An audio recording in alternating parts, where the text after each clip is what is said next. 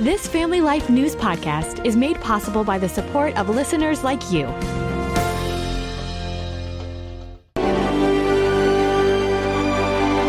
Making a difference with music. That's the goal of Bridge Studios in Titusville, a nonprofit that offers affordable music instruction and much more to the Pennsylvania community. On today's edition of Hometown Heroes, we hear from co-founder David Southwick, who says he wasn't looking to form a nonprofit, but then God had other plans. I was at a place where I was kind of like, what do I need to do to supplement my income? And doing a lot of praying and searching, and this concept popped into my head. What we're doing is kind of like a tent maker type of thing. Like when missionaries go into foreign countries where you can't get a missionary visa, they will go in as a tradesperson. It's called tent making because of Paul was a tent maker. And so our organization is not a religious organization at all. The people that aren't believers, I don't tell them any of this because our goal is to make connections with people and use that as a springboard for down the road as God would open up.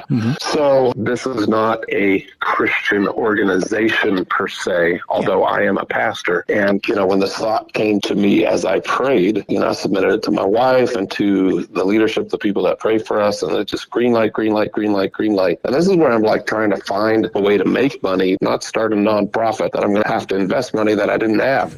But that's what happened in November of 2019. I had been given music lessons on the side for probably 20, 30 years. So this concept came to me, and we just started putting the pieces together to form a nonprofit, gathered our board, made our bylaws, did all the 501c3 stuff, and found a place that we couldn't afford.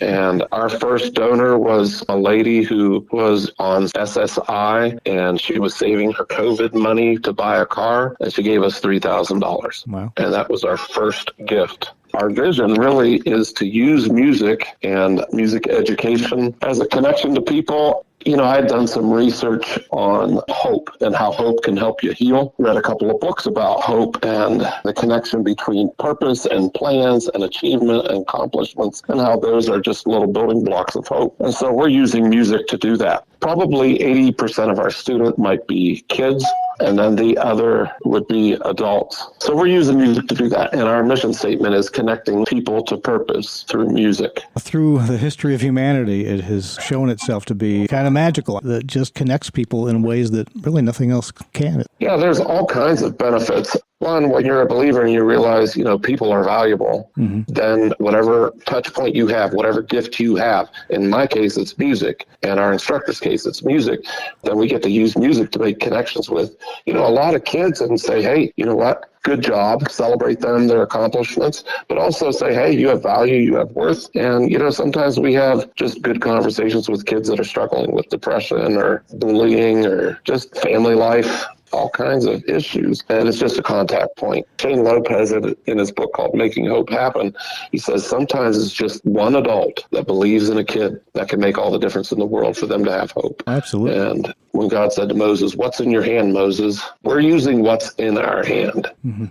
Our first lesson started in November of 2020, and since then we've done almost 15,000 lessons. We've had anywhere up to 11 or 12 instructors at one time. Right now, we're down to 8. 4 of those are student instructors, and a number of our students have done all kinds of performances. Some of them are in bands that we've created, and we have several performances coming up this summer.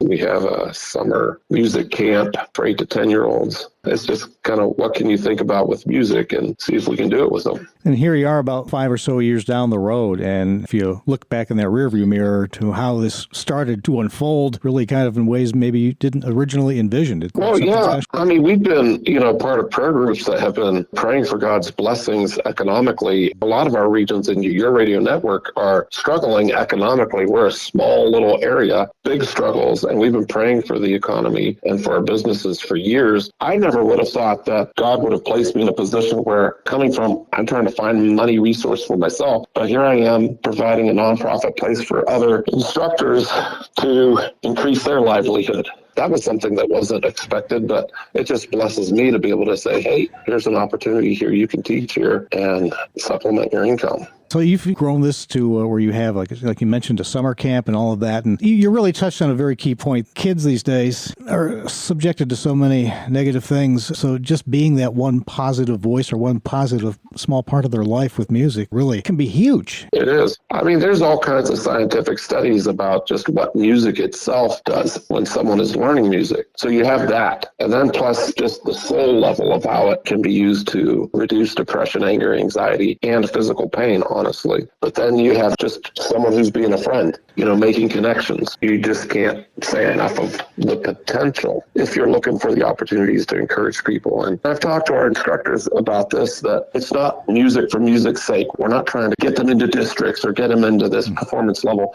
Maybe if they're up for it, but we've had students that this is just their safe place. And that's fine. If this is their safe place, we're fine to be that, even if they're maybe not the greatest musician in the world. It's okay.